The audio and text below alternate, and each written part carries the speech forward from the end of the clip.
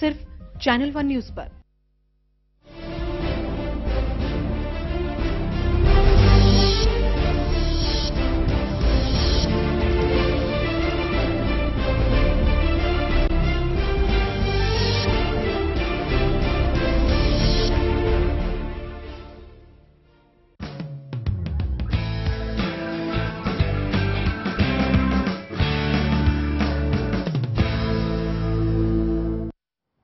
नमस्कार, आप देख रहे हैं न्यूज लाइन और मैं हूं वंदना चंदेल।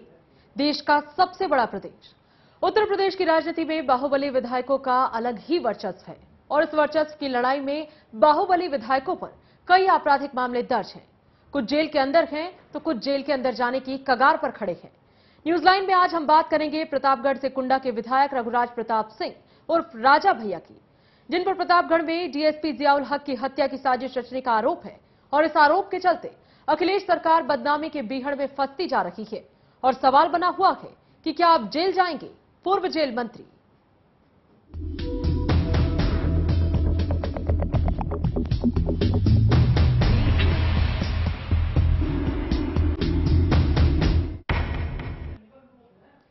उत्तर प्रदेश में कुंडा से बाहुबली विधायक रघुराज प्रताप सिंह और राजा भैया के चलते अखिलेश सरकार सवालों के घेरे में है। दरअसल राजा भैया पर प्रतापगढ़ जिले में एक डीएसपी की हत्या की साजिश रचने का आरोप है। इस गंभीर आरोप के बाद राजा भैया ने मंत्री पद से इस्तीफा दे दिया है। वहीं दूसरी तरफ मृतक डीएसपी की पत्नी लगातार सीबीआई जांच की मांग कर रही है। लेकिन इन सब के बीच सवाल ये है कि इस्तीफा तो हो गया, लेकिन क्या जेल जाएंगे पूर्व जेल मंत्री। रघुराज प्रताप सिंह उर्फ राजा भैया, उत्तर प्रदेश की राजनीति में यह नाम खूब चलता है और सुर्खियों में भी खूब रहता है। कई आपराधिक मामलों में लिप्त राजा भैया पर एक और आपराधिक मामला दर्ज हो चुका है, जिसके चलते राजा भैया को अखिलेश यादव के मंत्रिमंडल से इस्तीफा देना पड़ा। सूबे के पूर्व मंत्री पर आरोप है कि उन्होंने अपने निर्वाचन क्षेत्र कुंडा में डीएसपी जियाउल हक की हत्या की साजिश रची, जिसके बाद मृतक डीएसपी की पत्नी के आरोप पर राजा भैया के खिलाफ आपराधिक साजिश रचने का मामला दर्ज किया गया है। हालांकि राजा भैया ने आरोपों को राजनीतिक साजिश करार दिया और कहा कि अगर डीएसपी से दुश्मनी होती तो वो उसका तबादला करा देते। घटना बहुत ही दुखद है, बहुत ही गंभीर है और कुंडा क्षेत्र के लिए ऐसी घटना, इस तरह की घटना कभी नहीं हुई थी। तो हम सभी लोग इससे आहत हैं, सभी लोग स्तब्ध हैं।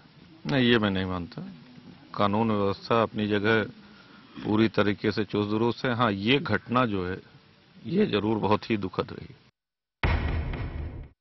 वहीं मृतक डीएसपी जियाउल हक की पत्नी परवीन आजाद ने कानूनी कार्रवाई की मांग करते हुए कहा कि पूरे मामले की जांच सीबीआई करे और जल्द से जल्द राजा भैया की गिरफ्तारी हो।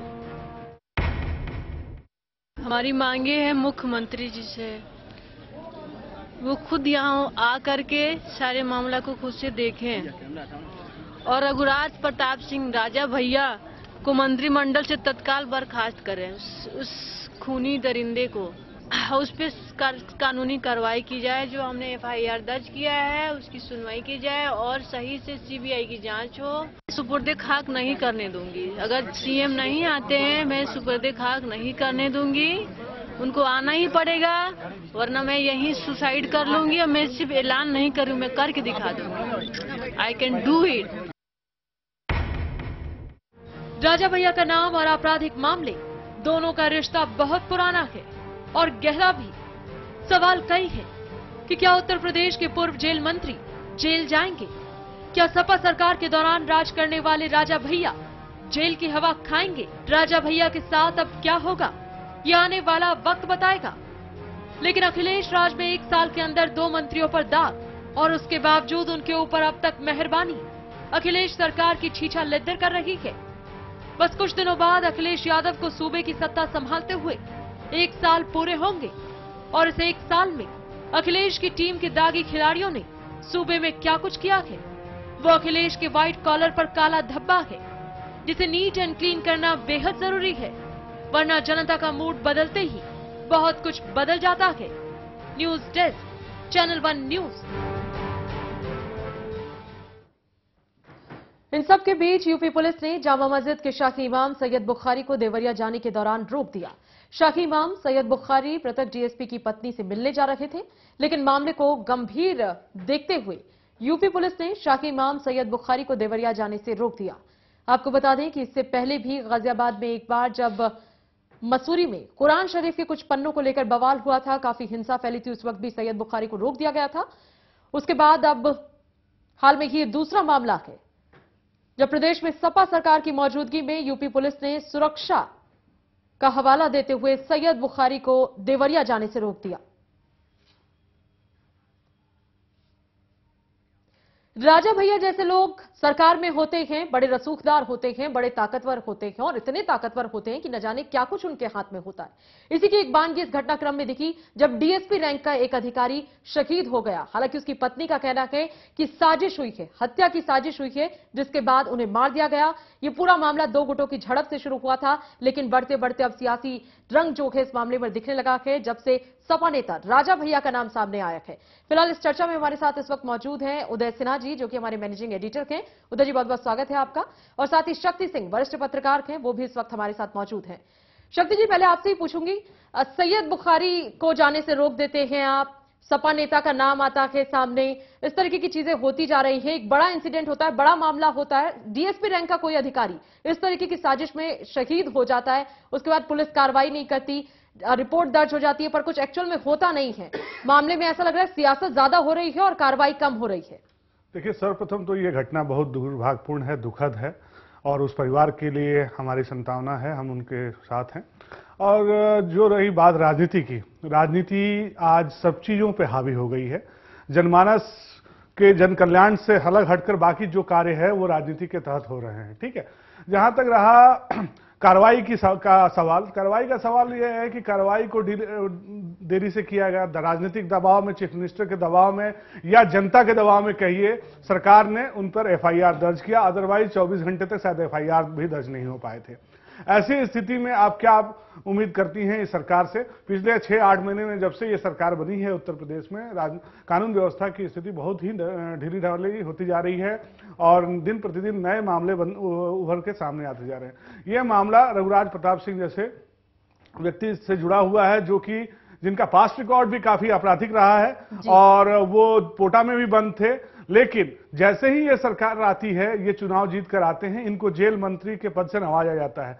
तो ये भारतीय राजनीति या कह लीजिए उत्तर प्रदेश की राजनीति की विडंबना है कि ऐसे लोगों को जेल मंत्री बनाया जाता है जो खुद अपराधी रह चुके हैं या जिन पर आपराधिक मामले अभी काफी दिनों से चलते हैं। शक्ति जी, जेल का अच्छा खासा अनुभव भी जिन्हें है उन्हें ही जेल मंत्री बनाया जाता है, मुझे ऐसा लग रहा है। और दोबारा वाकई में ऐसी स्थिति है कि कहीं दोबारा जेल ना जाना पड़ जाए यहां पर राजा भैया को। फिलहाल क्या होगा ये कहना अभी मुश्किल है। उदय जी भी इस वक्त हमारे साथ हैं। उदय जी, क्या वाकई में इस देश के नेता जो हैं वो इतने बड़े तानाशाह हो गए हैं, बाहुबली हो गए हैं कि ब्यूरोक्रेसी उनके आगे कोई मायने नहीं रखती? डीएसपी रैंक का एक अधिकारी जिसको हम समझते हैं कि अपने उसके अंडर में न जाने कितने थाने होते हैं, कितने पुलिसकर्मी होते हैं, हर रोज कितने मामलों को उसे टैकल करना, हैंडल करना होता है, उसकी साजिशन हत्या करवाई जा सकती है। इतने ज्यादा तानाशाह और इतने ज्यादा रसूखदार हो गए हैं ये लोग। ऐसा ही लगता है, जो अभी की जो घटना हुई है उससे ऐसे ही लगता है कि ये बिल्कुल निरंकुश हो गए हैं। और निरंकुश ये देखिए, शुरू से जो इस देश में पॉलिटिकल ब्यूरोक्रेसी और गवर्नमेंटल ब्यूरोक्रेसी के बीच में जो एक खाई है, वो खाई को पाटने की कभी कोशिश नहीं की गई। और इसमें अगर ये साजिशन हत्या हुई है, मुझे भी लगता है कि साजिशन हत्या हुई है, क्योंकि जो डीएसपी का पिस्टल रिवॉल्वर जो गायब हो गया है, ऐसी उम्मीद जताई जा रही है कि उसी की गोली से इनकी हत्या हुई है।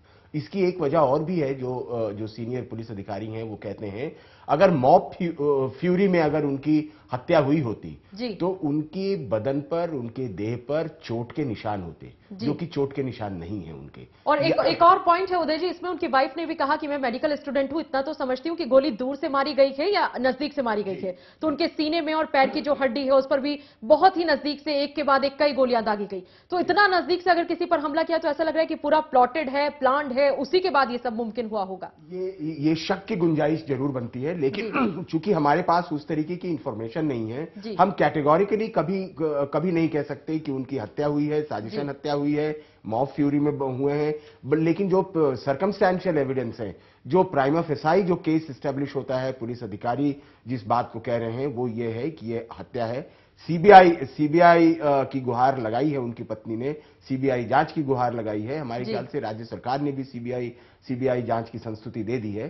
सीबीआई जांच होनी चाहिए, सच का सच और बिल्कुल साफ बिल्कुल सच जो है वो सामने आएगा। इस बीच में शक्ति जी, अब आप मुझे बताएं, सैयद बुखारी साहब जो हैं शाही इमाम के जामा मस्जिद के, उन्हें अचानक से सूझा कि इस तरीके की कोई घटना हुई है, जो भी उनकी अपनी कॉन्शियस कहती हो, जो भी उनका धर्म कहता हो, या उन्हें लगता हो कि नहीं किसी को हमारी मदद की जरूरत है, हमें जाना चाहिए, या जो भी उनकी इंटेंशन हो, वो वहां पर जाते हैं, उन्हें पुलिस रोक देती है। क्या आपको इसके पीछे कारण नजर आता है? क्या बुखारी साहब के वहां जाने से एकदम दंगे फैल जाते, बहुत बड़ा कोई सैलाब आ जाता, क्या हो जाता जो बुखारी साहब को रोक दिया गया? देखिए, दोनों जो एक्शंस हैं वो मुझे राजनीतिक लग रहे हैं, राजनीति से प्रेरित लग रहे हैं। बुखारी साहब का यह निर्णय लेना कि देवरिया उनको जाना है जियाउल हक के परिवार से मिलने के लिए, ठीक है, एक व्यक्तिगत संबंधों के आधार पर ये कहीं से गलत नहीं है, लेकिन उनका ये मूव शायद मुझे लगता है कि राजनीति प्रेरित इसलिए है क्योंकि वो ये चाहते हैं कि उत्तर प्रदेश में एक अशांति की व्यवस्था, जो हालात हैं वो उनको बढ़ावा दिया जाए। दूसरी चीज, सरकार ने जब उनको रोका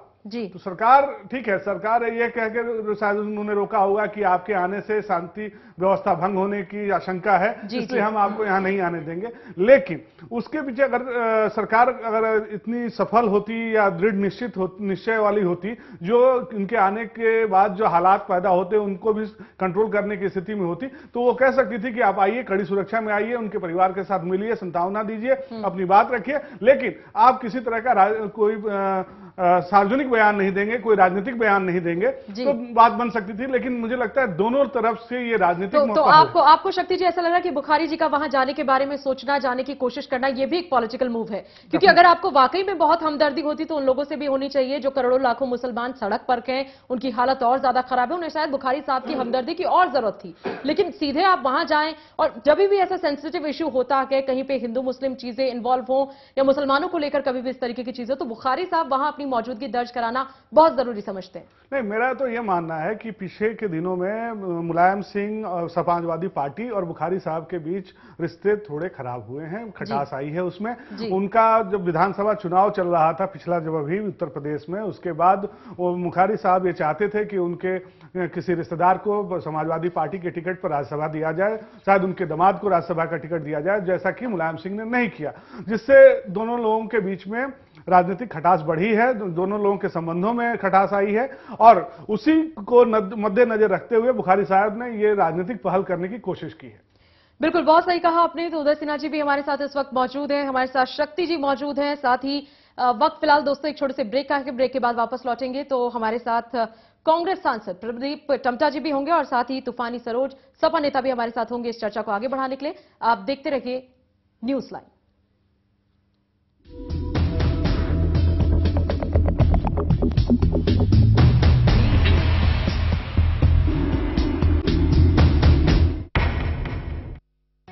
लाख तक अधिग्रहण की 1 एकड़ की राशि थी, किसानों के लिए धरती की ये कीमत जरा सी थी। भूपेंद्र सिंह हुड्डा ने इसे 72 लाख तक बढ़ा दिया, 33 साल तक दे रॉयल्टी, किसान शिखर पे चढ़ा दिया। 33 साल तक देकर रॉयल्टी, किसान शिखर पे चढ़ा दिया। वर्तमान हरियाणा सरकार के आने से पहले किसान भाइयों की जमीन का अधिग्रहण कौड़ियों के भाव लगभग 2 से 3 लाख रुपए प्रति एकड़ के हिसाब से किया जाता था।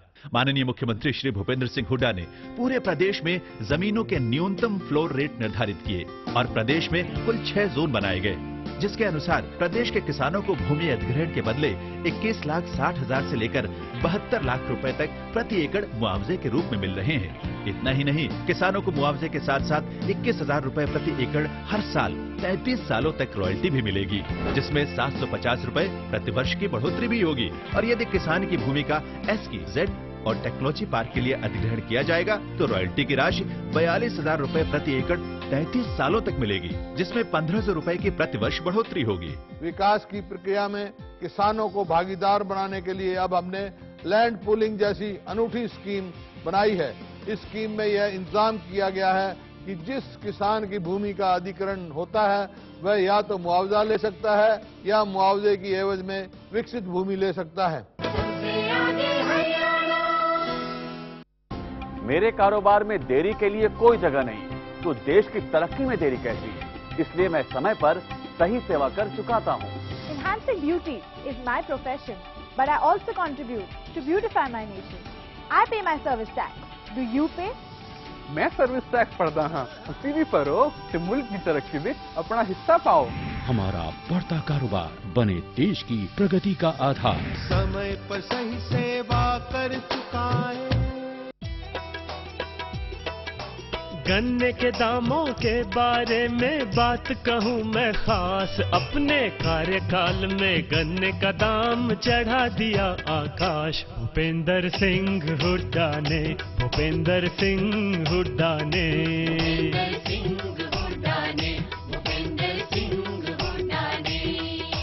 जहां पिछली सरकार ने 6 वर्षों के शासनकाल के दौरान गन्ने के दामों में केवल 22 रुपए प्रति क्विंटल की बढ़ोतरी की थी, वहीं हुड्डा सरकार ने अपने कार्यकाल के दौरान गन्ने के दामों में 159 रुपए की बढ़ोतरी कर इसे 276 रुपए प्रति क्विंटल तक पहुंचा दिया, जो देश में सर्वाधिक में से एक है। मुख्यमंत्री चौधरी भूपेंद्र सिंह हुड्डा ने चालू वित्त वर्ष में एक साथ 45 रुपए प्रति क्विंटल की वृद्धि की, जो देश में सर्वाधिक है। नाड़ी योग मशीन, ये मशीन घुटनों के दर्द, सर्वाइकल पेन, एडी के दर्द, कमर दर्द और किसी भी प्रकार के दर्द में आपको आराम दिलाती है, साथ ही साथ ऑपरेशन से आपको बचाती है। वैदिक नाड़ी योग मशीन मंगवाने के लिए, अपने किसी भी प्रकार के दर्द से छुटकारा पाने के लिए, मोटापे को अलविदा कहने के लिए हमारे इस नंबर पर संपर्क करें 011-3051-900। ऐसा घर आपने नहीं देखा होगा, संभाल के पोछा मारा अभी। आइए, वो भाई साहब ये देखिए हाल, ये देखिए चिल्ड्रंस रूम, देखिए कितना बड़ा है। आपके बच्चे खेलते खेलते थक जाएंगे। हो गया, मजे ले लिए। आइए। और यह है बेडरूम, इसकी खिड़की से तारे दिखते हैं, तारे। आपको क्या लगा प्रॉपर्टी डीलर हुआ? अरे आपको अपना घर दिखा रहा था। पर्ल्स इंफ्रास्ट्रक्चर, हम जानते हैं कि घर अरमान, उम्मीदों और सपनों का बना होता है, तभी तो हम घर बनाते हैं, जिंदगियां बनाते हैं। अक्षय, बाथरूम कब धोगे? आज संडे है ना।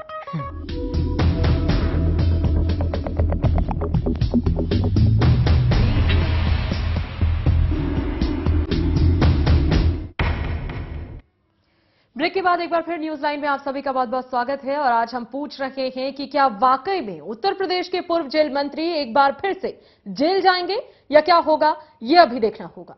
भले ही मौसम में अभी ठंड है, लेकिन रघुराज प्रताप सिंह को लेकर राजनीति का टेम्परेचर पूरी तरह हाई होते हुए 100 के पार पहुंच गया है।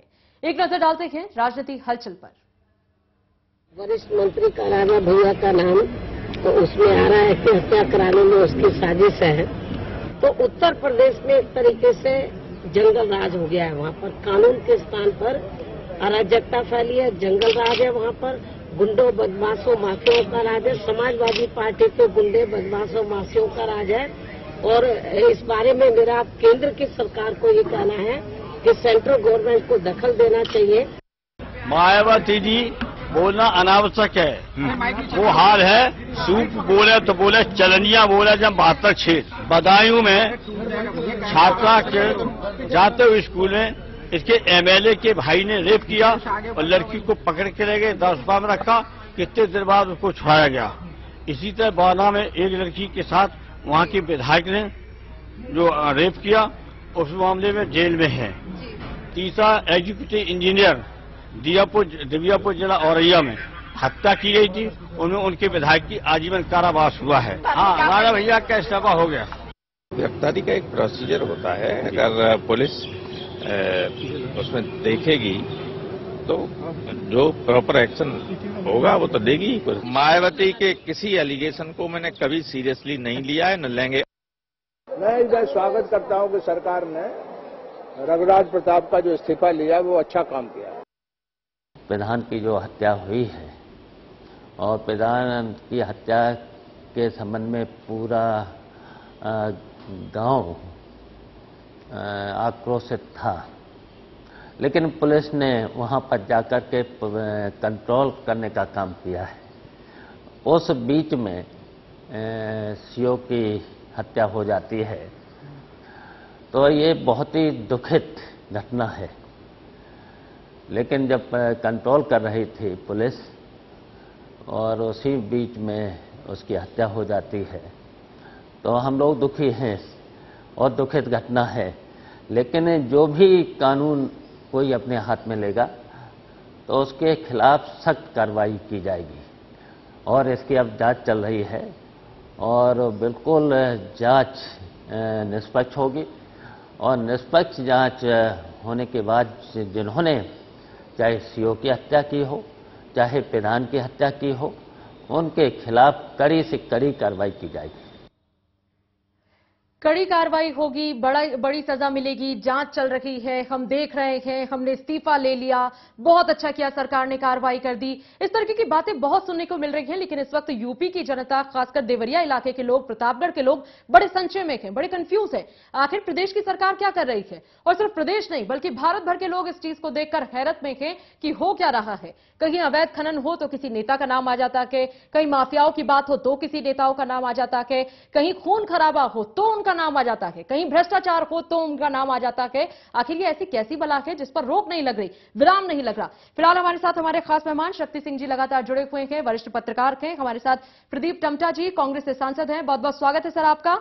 तूफानी सरोज जी, सपा नेता के हमारे साथ जुड़ रहे हैं, सर आपका भी बहुत बहुत स्वागत न्यूज लाइन में। तूफानी सरोज जी, जाहिर तौर से आज एक ऐसा इशू है जो आपसे, आपकी सरकार से जुड़ा हुआ है, तो पहला सवाल भी मेरा मुझे लगता है आपसे ही होना चाहिए। आप बिल्कुल, शब्द शायद आपको ये बहुत अच्छे ना लगे, अंदाज शायद आपको ये बहुत अच्छा ना लगे, लेकिन लोग जानना चाहते हैं, उन्हें समझ नहीं आ रहा, क्या सपा सरकार ने मंत्रिमंडल में 45 लोग जो शामिल हैं, 25 का ट्रैक रिकॉर्ड ऐसा है कि ऊपर से लेकर नीचे तक क्रिमिनल एक्टिविटीज के उन पर आरोप है, साबित हुआ या नहीं हुआ फिलहाल हम इसकी बात नहीं कर रहे हैं, लेकिन उन पर आरोप हैं, राजा भैया उनमें से एक हैं। क्या सपा सरकार ने ये पूरा ठेका ले लिया, कॉन्ट्रैक्ट है उनके पास इस बात का कि चलिए जो भी दागी है हमारे पास आइए, कोई ना कोई मंत्री पद, कोई ना कोई जगह, कोई ना कोई जिला आपको दे देंगे? मुकदमा एफआईआर तो किसी के ऊपर दर्ज किया जा सकता है, तो क्या मुकदमा दर्ज कर देने से कोई आरोपी हो जाता है? जब तक आरोप सिद्ध न हो तब तक हम किसी को आरोपी नहीं मानते। और सरकार में कहीं कोई गुंडा माफिया और ये आरोपी नहीं है, किसी के ऊपर कोई आरोप सिद्ध नहीं हुआ है। मुकदमे तो किसी के ऊपर लगाया जा सकता है, ये कहना जो है कि तूफानी सरोज जी, लेकिन लोग तो नाराज होते हैं ना, लोगों को तो यही लगता है ना कि ये कैसी सरकार है जिसके ऊपर चोरी का, डकैती का, अपहरण का, बाहुबली होने का टैग लगा हुआ है। राजा भैया को तो वहां के लोग कहते ही हैं बाहुबली नेता है, ऐसे लोगों को क्यों पनाह दी जा रही है? अखिलेश जी तो ये कहते हैं कि हम बहुत साफ सुथरे हैं। बाहुबली नेता है जी, सब साफ सुथरी छवि के लोग सरकार में हैं, कोई भी अपराधी जो है सब सरकार में शामिल नहीं है। मुकदमे सबके ऊपर चलते हैं जी। और किसकी सरकार नहीं है जिसके ऊपर मुकदमे न चलते हों, जो कि मंत्रिमंडल में न रहा हो जी। वो हमेशा रहे हैं। जो है जब तक आरोप सिद्ध नहीं हो जाता है तब तक किसी को आरोपी करना ठीक नहीं। तो फिर पार्टी ने उनसे इस्तीफा क्यों ले लिया? अभी ये साबित तो हुआ नहीं था कि राजा भैया ने कुछ किया भी है या नहीं किया है, इस्तीफा क्यों ले लिया? इस्तीफा उन्होंने दे दिया है तो मंजूर नहीं करना चाहिए था ना? अगर आप लोगों को इतना लगता है कि आपकी जो पार्टी के नेता हैं, मंजूर करना चाहिए था इस्तीफा। हाँ जी जी, इस्तीफा उनका दे दिया उन्होंने, नैतिकता आधार पर उन्होंने इस्तीफा दिया कि उनका एफआईआर में नाम आ गया है तो निष्पक्ष जांच हो, जांच प्रभावित न हो, इसके लिए उन्होंने इस्तीफा दिया। जो है ये तो उन्होंने अपना बड़प्पन का काम किया है। जी सरोज जी, लेकिन आपसे मेरा ये भी सवाल है कि जो शहीद हुए हैं डीएसपी इस पूरे मामले में, जिन पर अब कहा जा रहा है कि हत्या हुई है उनकी, क्या उनकी पत्नी झूठ बोल रही है? वो ये कहती है कि राजा भैया जो है वो डकैती है, खुलेआम उनके लिए अपशब्द का इस्तेमाल भी वो कर रही है और वो कह रही है मुझे इस बात में डर नहीं है, उन्होंने मेरे पति की हत्या की है। तो क्या वो पत्नी झूठ बोल रही है जिसने अभी अभी अपना पति गंवा दिया है? जब जिस मामले में सीबीआई जांच का आदेश हो गया है, एफआईआर दर्ज हुआ, सीबीआई का जांच का आदेश हो गया, तब उस पर आप हमसे टिप्पणी क्यों करवा रही हैं? और हम कह देंगे तो क्या बात सही हो जाएगी? क्या उन्होंने कह दिया कि राजा भैया डकैत चोर, क्या बात सही हो जाएगी? जब सीबीआई पर भरोसा है, सीबीआई पर मामला चला गया है, तो सीबीआई जो जांच करके देगी वो सही सा माना जाएगा। जी सरोज जी, खैर इसके लिए मुझे आपकी वाकई में अप्रिशिएट करना होगा, आपने मेरे तमाम सवालों का जवाब दिया और लोग ये जानना चाहते हैं, किसी की कोई नाराजगी नहीं है, सपा के सभी नेताओं को हम ऐसा नहीं मानते, ना हम सपा सरकार ना उनके मुखिया के लिए कुछ कह रहे हैं, लेकिन लोग ये जानना चाहते हैं कि वो तमाम लोग जिनके कैरेक्टर पर कहीं ना कहीं कोई क्वेश्चन मार्क लगा हुआ है वो सपा से जुड़े हुए क्यों हैं? आगे भी आपसे इस बातचीत को जारी रखेंगे, अपने दूसरे मेहमानों से भी बात करेंगे। फिलहाल वक्त एक छोटे से ब्रेक के बाद बहुत जल्द वापसी।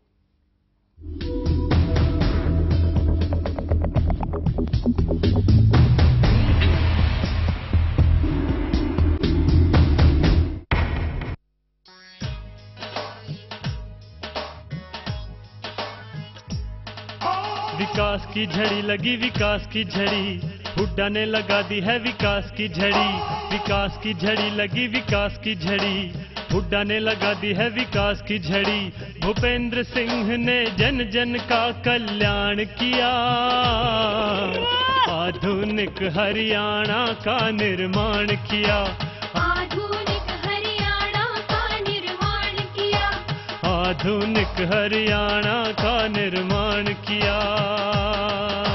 जो हरियाणा प्रति व्यक्ति देश में 14वें नंबर पे था हिंदुस्तान में 2005 में, आज हिंदुस्तान में वो नंबर 1 पर है। प्रति व्यक्ति आय में नंबर 1 पर है।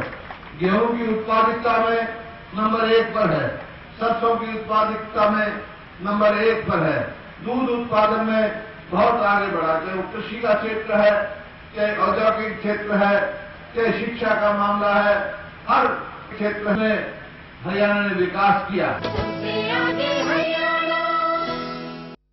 मेरे कारोबार में देरी के लिए कोई जगह नहीं, तो देश की तरक्की में देरी कैसी, इसलिए मैं समय पर सही सेवा कर चुकाता हूँ।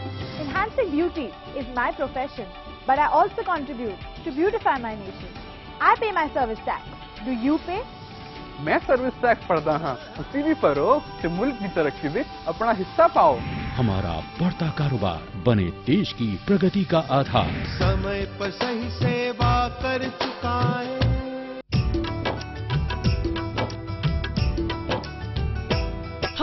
बिजली समस्या के बारे में हुड्डा ने किया विचार। 40 साल में लगा न पाई जो पिछली सरकार। हुड्डा ने लगा दिया थर्मल अपने कार्यकाल में 4 रे भैया, थर्मल लगा दिए 4 कार्यकाल में 4 रे भैया, थर्मल लगा दिए 4। बिजली किसी भी प्रदेश के विकास की धुरी है। जहां तक प्रदेश में बिजली उत्पादन का सवाल है, वर्ष 1966 से लेकर फरवरी 2005 तक 40 वर्षों के दौरान हरियाणा में बिजली का उत्पादन सिर्फ 1587 मेगावाट ही था। श्री भूपेंद्र सिंह हुड्डा ने मार्च 2005 में मुख्यमंत्री का पदभार संभालते ही प्रदेश में लगभग 5000 मेगावाट बिजली और पैदा करने का लक्ष्य रखा और इस पर तेजी से काम शुरू किया। प्रदेश में वर्तमान सरकार के कार्यकाल के दौरान अब तक 3712.8 मेगावाट बिजली उत्पादन में अतिरिक्त बढ़ोतरी हुई है, जिनमें 600 मेगावाट यमुनानगर में, 1200 मेगावाट खेदड़ हिसार में, 1500 मेगावाट झाड़ली में और 1320 मेगावाट खानपुर में शामिल हैं। पूर्ववर्ती सरकार के कार्यकाल के दौरान जुलाई 1999 से फरवरी 2005 तक बिजली उत्पादन में केवल 724.4 मेगावाट की वृद्धि हुई थी, जबकि वर्तमान सरकार के कार्यकाल के दौरान अब तक 3712.8 मेगावाट बिजली का उत्पादन करके 3 गुना से भी अधिक की बढ़ोतरी की गई है। प्रदेश में इसके अतिरिक्त 250 मेगावाट बिजली अक्षय ऊर्जा से भी मिलेगी। अब हरियाणा में बिजली का कुल उत्पादन 5300 मेगावाट हो गया है। ऐसा घर आपने नहीं देखा होगा, संभाल के पोछा मारा अभी। आइए, वो भाई साहब ये देखिए हॉल, ये देखिए चिल्ड्रंस रूम, देखिए कितना बड़ा है। आपके बच्चे खेलते खेलते थक जाएंगे। हो गया, मजे ले लिए। आइए, और यह है बेडरूम, इसकी खिड़की से तारे दिखते हैं, तारे। आपको क्या लगा प्रॉपर्टी डीलर हुआ? अरे आपको अपना घर दिखा रहा था। Pearls infrastructure. हम जानते हैं कि घर अरमान, उम्मीदों और सपनों का बना होता है, तभी तो हम घर बनाते हैं, जिंदगियां बनाते हैं। अक्षय बाथरूम कब धोगे? आज संडे है ना। नाड़ी योग मशीन, ये मशीन घुटनों के दर्द, सर्वाइकल पेन, एडी के दर्द, कमर दर्द और किसी भी प्रकार के दर्द में आपको आराम दिलाती है, साथ ही साथ ऑपरेशन से आपको बचाती है। वैदिक नाड़ी योग मशीन मंगवाने के लिए, अपने किसी भी प्रकार के दर्द से छुटकारा पाने के लिए, मोटापे को अलविदा कहने के लिए हमारे इस नंबर पर संपर्क करें 011 30 51 9000।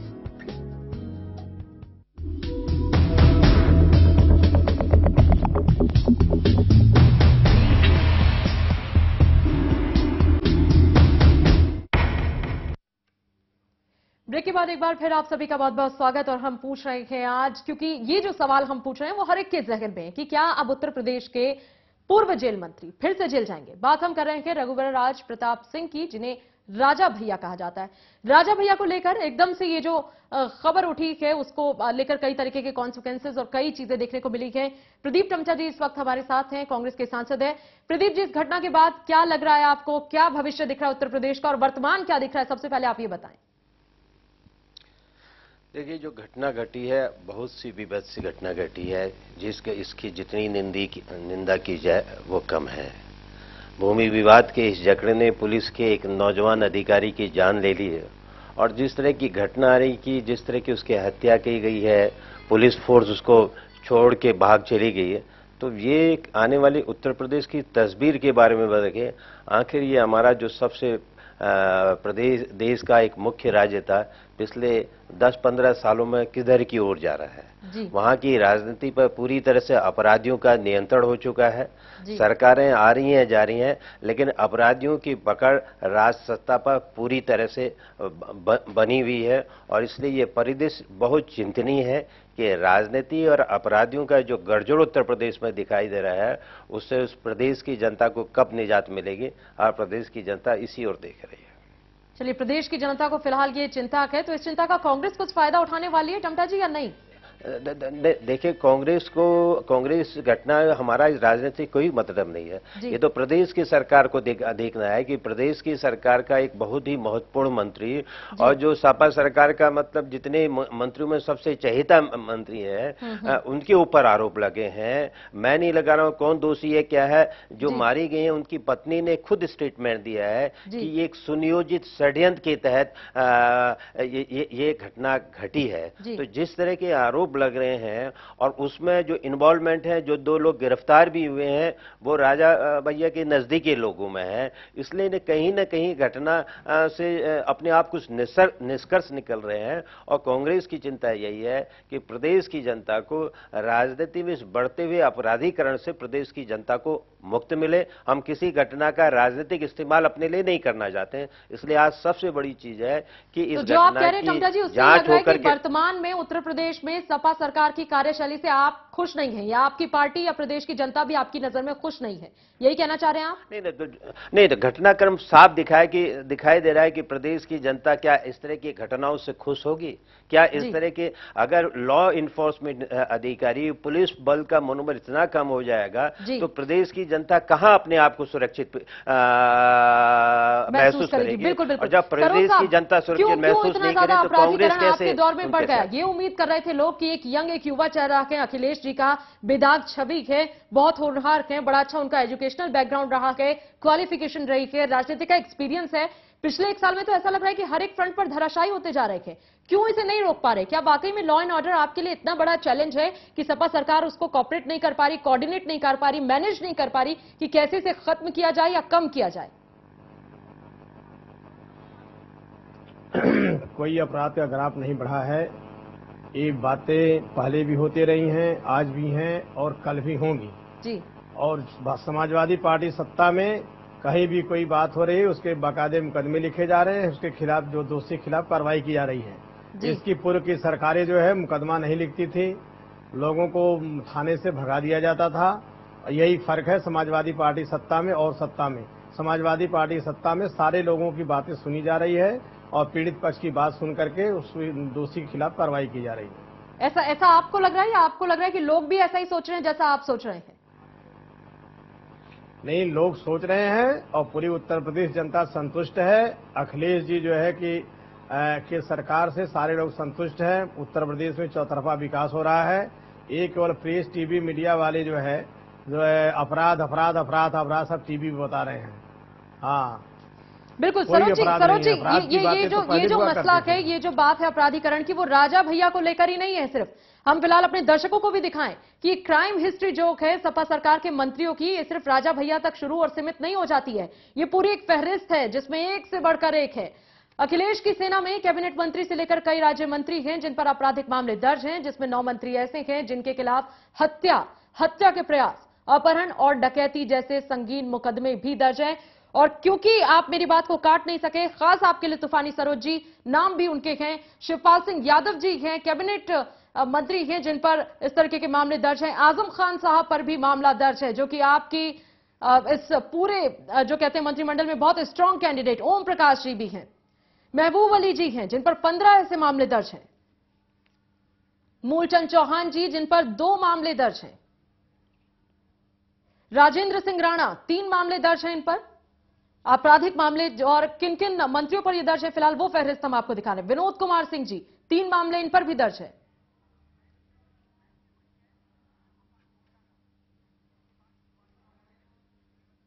बिल्कुल बिल्कुल तूफानी सरोज जी, मैंने कई नाम ले दिए, मेरे ख्याल से ये नाम काफी होंगे इस बात को मानने के लिए कि वाकई में आपकी सरकार में, आपकी कैबिनेट में ऐसे एक नहीं 25 मंत्री हैं जिनके खिलाफ 1, 2, 10, 15 न जाने कितने मुकदमे दर्ज हैं। लेकिन फिर आप वही बात कह देंगे कि मुकदमे ही तो दर्ज हैं, आरोप साबित तो नहीं हुआ, तो ये तो चलती सुनवाई तो चलती रहेगी, तब तक क्या होगा? ये आपराधिक छवि वाले लोग आपकी सरकार का हिस्सा रहेंगे। मैं आपके ऊपर मुकदमा दर्ज करा दूंगी तो क्या आप दोषी हो जाएंगी? नहीं, आप शौक से हो जाएंगी। मुकदमा दर्ज से नहीं, मुकदमा मैं जब तक दोष सिद्ध नहीं होता है तब तक मैं आरोपी नहीं कर सकता। उनके आरोपी नहीं कहा जा सकता। मुकदमा दर्ज हुआ है, उसका जो है न्यायालय मुकदमा चल रहा है, जब तक मैं दोष सिद्ध नहीं हो जाता है तब तक हम अपने किसी मंत्री को आरोपी नहीं कर सकते। चलिए सरोज जी, आप मेरे ऊपर शौक से कराइएगा, लेकिन उसकी वजह भी आपको देनी होगी। ये तो आप भी जानते हैं ना सरोज जी, किसी शरीफ आदमी के ऊपर मुकदमा दर्ज भी नहीं होता, किसी को चलते हुए नहीं कह दिया जाता है कि आप खूनी हो गए। होता है जी कहिए। कल मैं आपके ऊपर मुकदमा दर्ज करा दूं, मुकदमा तो किसी के ऊपर दर्ज हो जाए। मुकदमा दर्ज कराना तो आसान बात है, किसी के ऊपर मुकदमा दर्ज हो सकता है। नहीं तो मतलब आप ये कह रहे हैं कि ऐसे तमाम लोग जो 25 लोग हैं जिन पर हत्या, अपहरण और डकैती जैसे मुकदमे दर्ज हैं, उनके खिलाफ आपकी सरकार कुछ नहीं करने जा रही है, वो जस के तस अपनी जगह पर बरकरार रहेंगे जब तक साबित ना हो जाए। जब तक दोष सिद्ध नहीं हो जाएगा तब तक हम किसी को कैसे गुनाहगार साबित कर सकते हैं, कैसे उनको आरोपी कर सकते हैं? चलिए अब शक्ति जी कैसे खत्म होगा ये सिलसिला? अगर सरोज जी कह रहे हैं कि साबित नहीं होता तब तक चलता रहेगा, तो ऐसे तो ये साल दर साल खिंचने ही वाले हैं, इनका तो कोई नतीजा मिलना नहीं है। फिर देखिए, राजनीति और अपराध का गठजोड़ है और पिछले 1-1.5 दशक से काफी स्ट्रांग होता जा रहा है, और आने वाले समय में ये खत्म कैसे होगा एक बहुत बड़ा प्रश्न है, सबके सामने प्रश्न है। भारतीय लोकतंत्र के लिए एक सबसे चुनौतीपूर्ण प्रश्न जो है ये 2 हैं, राजनीतिक का आपराधिकरण और भ्रष्टाचार। ठीक है, मैं भ्रष्टाचार पे अभी वो चर्चा नहीं कर रहा हूं, मैं अपराधीकरण पे बात करना चाहता हूं। मैं ये कहता हूं कि इलेक्टोरल रिफॉर्म्स लाने की जरूरत है, सभी राजनीतिक दलों को इसमें राजनीतिक जो इच्छा शक्ति है, दृढ़ इच्छा शक्ति दिखाने की आवश्यकता है। अगर आप चाहते हैं कि भारतीय लोकतंत्र आने वाले समय में सुदृढ़ हो और बेहतर हो, जिससे कि देश की जनता को लाभ हो सके और हम पूरे दुनिया में एक विकसित देश के तौर पर स्थापित हो सकें, तो हमें अपने राजनीतिक गंदगी को साफ करना होगा, इसमें कोई 2 राय नहीं है। हम चाहे शुतुरमुर्ग की तरह अपनी कमियों को छुपाने के लिए जो अपना सिर है वो अपने शरीर के अंदर नहीं रख सकते। हमें देखना होगा, सामने की ओर देखना होगा और हमें यह स्वीकारना होगा, ठीक है, और हमारी कुछ कमियां हैं तो उन कमियों को हमें दूर करना होगा। और ऐसे में इलेक्टोरल रिफॉर्म्स जो कि बहुत महत्वपूर्ण भूमिका निभा सकते हैं। मेरा यह कहना है कि ठीक है, आप कुछ ना कुछ मैकेनिज्म तो लाइए, सिर्फ ये कह देने से कि हम उनको नहीं मानेंगे अपराधी, ठीक है, मत मानिए जब तक कि उन पर दोष साबित नहीं हो सकते, लेकिन कोई टाइम फ्रेम तो आपको तय करना पड़ेगा या कोई मैकेनिज्म तो आपको इवॉल्व करना पड़ेगा। और ये राजनीतिक दलों को ही इवॉल्व करना है, क्योंकि वही हैं जिनके हाथ में ये तय करना है कि कैसे देश का लोकतंत्र बेहतर हो, साफ सुथरा हो, प्रोग्रेसिव हो। और इसमें मेरा एक मानना है कि मैं दोनों अपने सम्मानित सांसदों से पूछना चाहता हूं या कहना चाहता हूं कि यदि हम चार्जशीट तक, अगर चार्जशीट फाइल हो जाती है, जिस व्यक्ति के खिलाफ चार्जशीट फाइल हो जाती है, उस व्यक्ति को चुनाव लड़ने का अधिकार ना दें, तो शायद बहुत हद तक हम अपने आपराधिक छवि वाले जो समस्या है उससे उबर सकते हैं। लेकिन अब इस पे तो आप सभी लोगों को बैठकर मंत्रणा करनी होगी और इच्छा शक्ति दिखानी पड़ेगी। अब ये आपके ऊपर है कि आप किस तरफ इस लोकतंत्र को ले जाना चाहते हैं। बिल्कुल। प्रदीप टम्टा जी, आपको लगता है कि इस डेमोक्रेसी को और ज्यादा रिफाइन करने के लिए और ज्यादा फिल्टर करने के लिए जरूरत है कि वाकई में एक फिल्टर कैप जो कि इस दौरान लगाया जाए, पूरी इलेक्शन वॉच जो तरीके का एक मैकेनिज्म है कि आप देखें कि कौन से लोग हैं जिनको खड़े होने का और लड़ने का अधिकार भी दिया जाता है? नहीं तो ऐसा लग रहा है कि संसद में वाकई में कहने में अब मुझे ये गुरेज नहीं होगा कि संसद में बैठने वाले कहीं ऐसा ना हो आधे से ज्यादा अपराधी हो और फिर वही बात होगी कि मुकदमे दर्ज हैं, आरोप अब तक सिद्ध तो नहीं हुए और सालों साल चल रहे हैं। बिल्कुल बिल्कुल नहीं, जो आपने बात की है इस सारे संदर्भ में एक जरूर आज के दौर में ये बहुत ही जरूरी चीज हो गया है। जैसे सरोज जी ने कहा कि इससे बड़ी चिंता का विषय है कि अगर किसी राज्य में किसी भी व्यक्ति के खिलाफ आसानी से हम मुकदमा दर्ज करें, वो तो और ज्यादा गंभीर चिंता की बात है की चिंता है कि क्या किस राज्य में कानून नाम की वहां कोई चीज रहेगी या नहीं। दूसरी चीज है, इस बात पर भी गंभीरतापूर्वक सोचना पड़ेगा। जैसे उन्होंने कहा भी है कि हमारे वरिष्ठ पत्रकार जी ने कि इलेक्टोरल रिफॉर्म की भी बहुत सख्त जरूरत है। आज हो यही रहा है कि राजनीति और आपराधिकरण इस गठजोड़ को तोड़ने के लिए हमको ये तो तय करना पड़ेगा कि राजनीतिक व्यक्ति अपनी प्रभावशीलता के कारण अपने मुकदमे की जो प्रोग्रेस को इतना लंबा चैनल तैयार कर देता है कि मुकदमे सालों साल तक उसका फैसला ही नहीं हो पाते हैं। क्योंकि आज हमारे वहां आगे की फर्स्ट ट्रायल में भी अगर किसी के ऊपर सजा हो जाती है तो चुनाव नहीं लड़ सकता। तो इस संदर्भ में चुनाव रिफॉर्म के साथ साथ राजनीतिक दलों को भी इस बात को तय तो करना ही पड़ेगा कि जिनके ऊपर गंभीर अपराध लगे हैं क्या उनको राजनीतिक दलों को टिकट देना चाहिए नहीं देना चाहिए। नहीं देना चाहिए। मैं समझता हूँ और उत्तर प्रदेश जैसा राज्य जो नेहरू जी का, इंदिरा जी का और लोहिया जी का की कर्म स्थली रही है, आज वहां पर राजनीतिक तत्व गौण हो चुके हैं, राजनीतिक विचारधारा गौण हो चुके हैं 10-15 सालों से। जो अपराधी या मसल्स पावर अन्य किसी तरह से ताकतवर थे, उन्होंने राजनीति को अपने पिछलगू बना दिया है। और इस संदर्भ में आज ये भारतीय लोकतंत्र के सामने चुनौती जरूर है। बिल्कुल बिल्कुल बड़ी चुनौती है। सरोज जी, आप भी इस बात को मानेंगे, आप भी मेरे ख्याल से इस बात को मानेंगे, इस पर मुझे नहीं लगता कोई दो राय करने की जरूरत होगी। आप इससे डिसएग्री करेंगे कि वाकई में बचना चाहिए ऐसे लोगों को पार्टी में शामिल करने से जिनकी आपराधिक छवि रही हो या आपराधिक मामले उनके ऊपर दर्ज हो। इस बात से आप सहमत हैं या नहीं? सबसे पहले आप ये बताएं।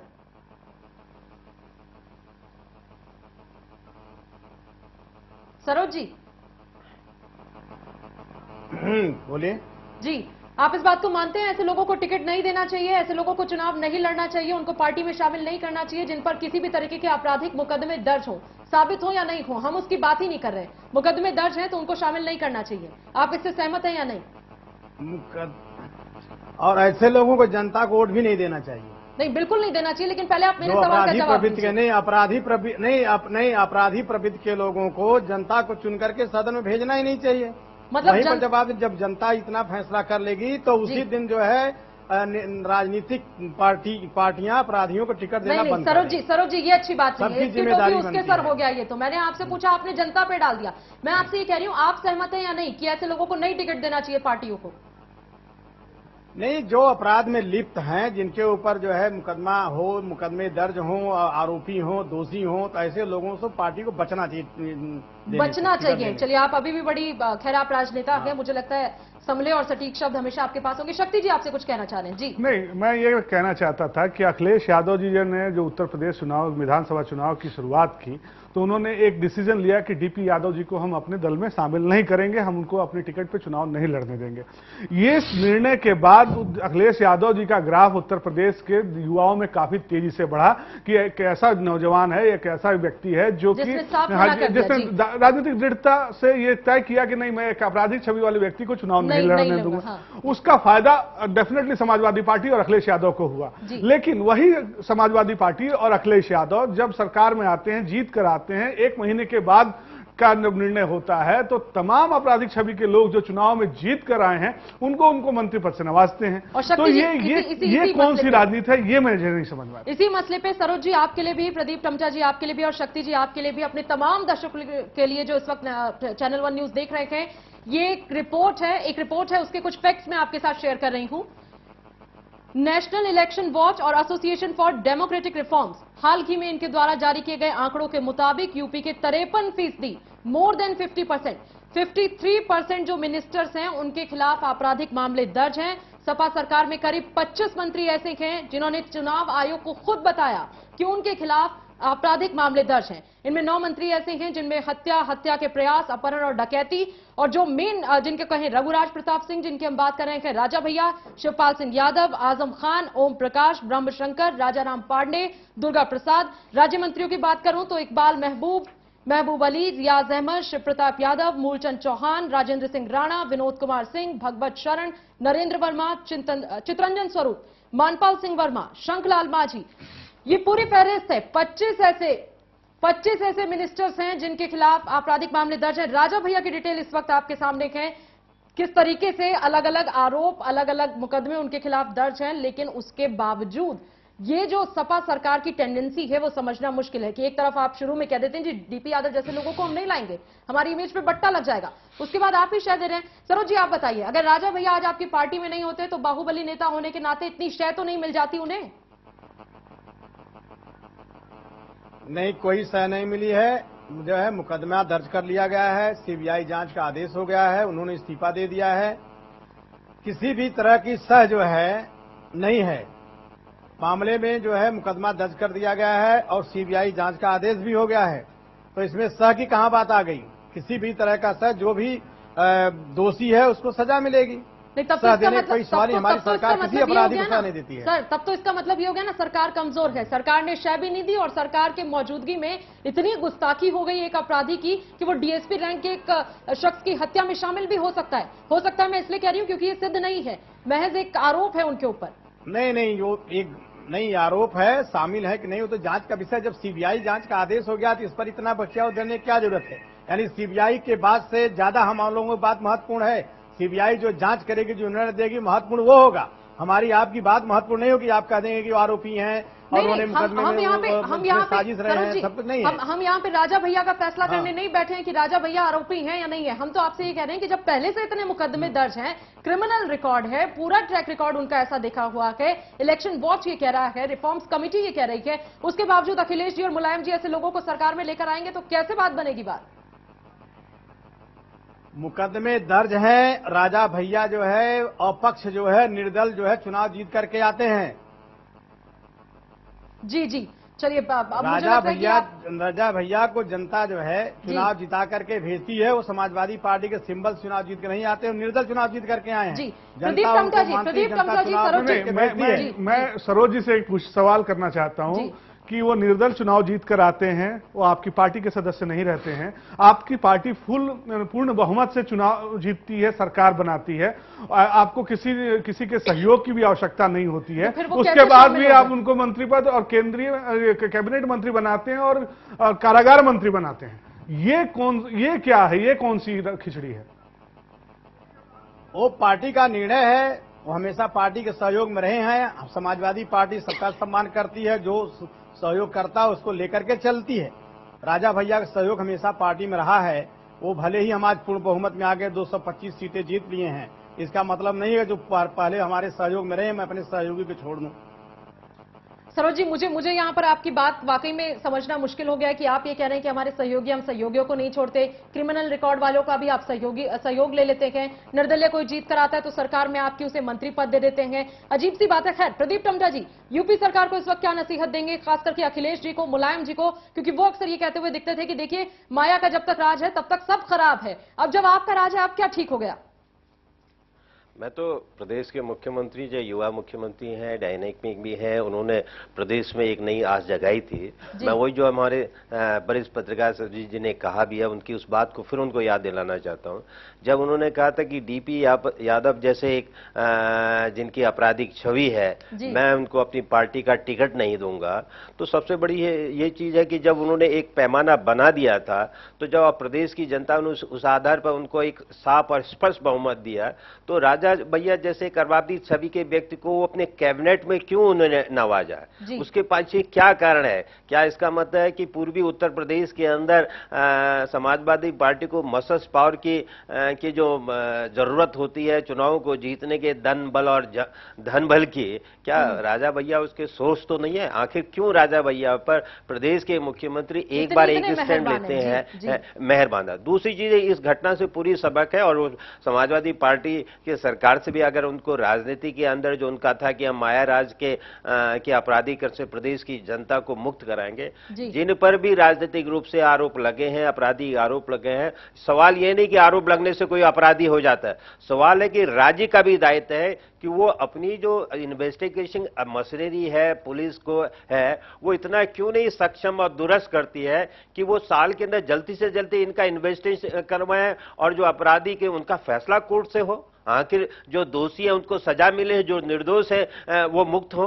आखिर किसी के ऊपर ये तगमा कब तक लगा रहेगा कि वो अपराधी है, उसके ऊपर इतने गए? बिल्कुल, तो सरकार का दायित्व है, यही तो दायित्व है।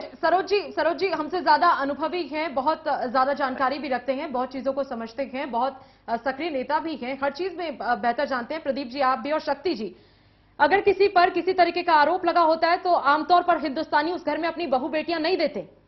सिर्फ आरोप लगा हो तो नहीं देते, क्योंकि वो नहीं चाहते कि हमारे परिवार में कोई ऐसा शख्स जुड़े जो गुंडा हो, डकैत हो, बाहुबली हो, चोर हो, शराबी हो, गुसैल हो, लड़ाकू हो, कोई ऐसा नहीं चाहता। तो राजनेता ये क्यों नहीं समझते कि ये देश जो है ये अपना घर है, इसमें भी आपको किसी को एंट्री नहीं देनी है। किसी ऐसे शख्स को आप एंट्री नहीं देंगे जिस पर हत्या का मुकदमा हो, जिस पर अपहरण का मुकदमा हो, जिस पर चोरी डकैती के आरोप लगे हो। ये क्यों नहीं समझ रहे सरोज जी, क्यों नहीं समझते? इसे पॉलिटिकल पार्टीज क्यों नहीं मानती?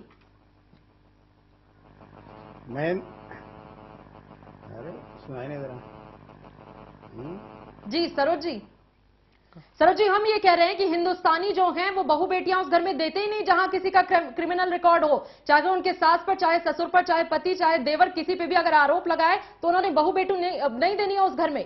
फिर क्यों आपकी सरकार ऐसा नहीं सोचती, क्यों राजनेता ऐसा नहीं सोचते कि हिंदुस्तान हमारा घर है और हम किसी क्रिमिनल एक्टिविटी वाले शख्स को, किसी भी ऐसे शख्स को जिस पर ऐसा आरोप हो, हम नहीं आने देंगे, हम ये देश चलाने की जिम्मेदारी उसे नहीं देंगे, कोई जिम्मेदार पद नहीं देंगे, कोई जगह नहीं देंगे, कोई शय नहीं देंगे, कोई पावर नहीं देंगे? क्यों ऐसा नहीं सोचती पॉलिटिकल पार्टीज? आप कुछ नाम ऐसा बताइए जो अपराधी हो, उसके बेटे की शादी नहीं हो, बेटी की शादी नहीं हो, जिसका शादी विवाह रुका हो। मैं आपसे पूछना चाहता हूं कि आप कुछ ऐसे नाम बताइए जिसके परिवार में कोई अपराधी हो तो उसके बेटे की शादी नहीं हो, उसकी बेटी की शादी नहीं हो, उसके लड़के कुंवारे रह गए हो, अविवाहित रहो, कुछ आपके पास ऐसे नाम है? दूसरा चीज जो एंट्री क्राइम वार्ड का है, सुनिए, जब राजनीति में एंट्री की जो बात है तो जनता को ही पहले स्टेज में ही रोक देना, ब्रेक लगा देना चाहिए, जनता को रोक देना चाहिए। चुनाव जिताना ही नहीं चाहिए, न चुनाव जीतेगा, न वो जाएगा, न मंत्री बनेगा। तो जिम्मेदारी तो देखिए सबकी बनती है, आप पत्रकार साथियों की बनती है, हमारी भी बनती है, जनता भी बनती है। इस चीज को, अपराध को रोकने के लिए, अपराधी राजनीति को रोकने के लिए ये जगह जगह सबकी जिम्मेदारी, किसी एक व्यक्ति विशेष जिम्मेदारी नहीं है। आपने कह दिया देश में जो अपराधी है सबकी जिम्मेदारी है, लेकिन हम ये कह रहे हैं कि पहले आप एक बार ये तो कह दीजिए, बताइए सरोज जी, एक बार आप ये तो कह दीजिए कि आपकी भी जिम्मेदारी है। जी हमारी भी जिम्मेदारी, मैंने कहा कि ये अपराधीकरण है राजनीति में, सबकी जिम्मेदारी है। जी। अपने अपने जगह पर सबकी जिम्मेदारी है। आप पत्रकार बंधुओं की भी जिम्मेदारी है, बिल्कुल आपकी भी जिम्मेदारी बनती है, जो है जनता की जिम्मेदारी बनती है, नेता की जिम्मेदारी बनती है। आज ये रोग जो है आज का नहीं है, आज समाजवादी पार्टी की सरकार का रोग नहीं है, ये रोग बहुत पुराना है, इसके कैंसर बना हुआ है। इसका इलाज कराने के लिए सबको अपनी अपनी जगह जिम्मेदारी में निभा करना पड़ेगा। आप कह रहे हैं कि जिसके घर बदमाश है उसकी शादी नहीं हो रही है, बहुत सही कहा, क्योंकि अब हम अंतिम पड़ाव पर हैं सरोज जी। मैं ये चाहती हूं कि लोग आपको देख रहे हैं, आपको सुन रहे हैं और आपके माध्यम से आपकी पार्टी की एक छवि भी बना रहे होंगे। क्या आप ये तो आश्वस्त कर सकते हैं कि समाजवादी पार्टी ऐसे लोगों को आइंदा एंट्री नहीं देगी, या अगर कुछ हुआ तो उनको बख्शेगी नहीं? ये तो आप कह सकते हैं, ये आश्वासन तो आप देंगे अपनी पार्टी की तरफ से? ये पार्टी की तरफ से आश्वासन के जब वक्त आएगा, समय आएगा, जब इसका निर्णय नहीं का निर्णय लिया जाएगा, ये नेता का निर्णय है। चलिए, आज तक सरोज जी सारी दुनिया बोल रही है, सुना था, लेकिन आपको सुन के ऐसा लग रहा है कि सारी बातें ही गोलमोल हो रही हैं।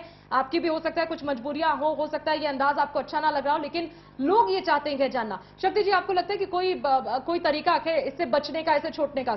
हमारे पास बहुत कम वक्त है, मैं चाहूंगी बहुत संक्षेप में। फिल्टर मैकेनिज्म लाना पड़ेगा। एक तो राजनीतिक पार्टियों को इसके लिए पहल करनी पड़ेगी और बहुत ही सोच समझकर, बहुत ही माइन्यूटली इस विषय को अध्ययन करने के बाद कुछ पहल करने होंगे।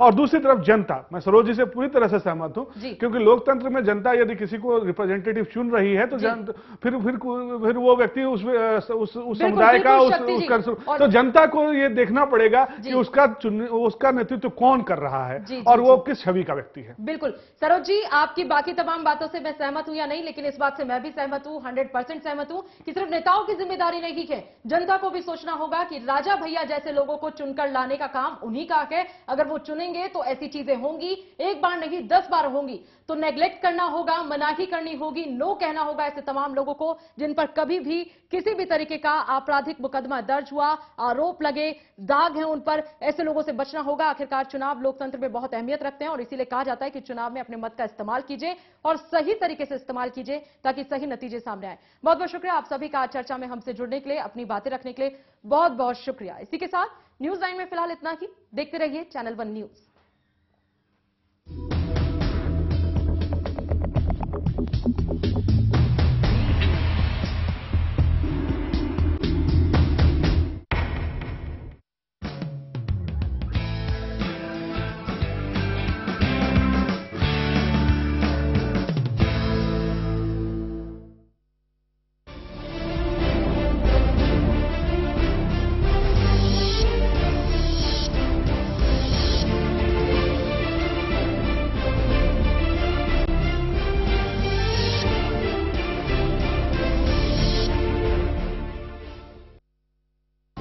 मेरे कारोबार में देरी के लिए कोई जगह नहीं, तो देश की तरक्की में देरी कैसी? इसलिए मैं समय पर सही सेवा कर चुकाता हूँ। Enhancing beauty is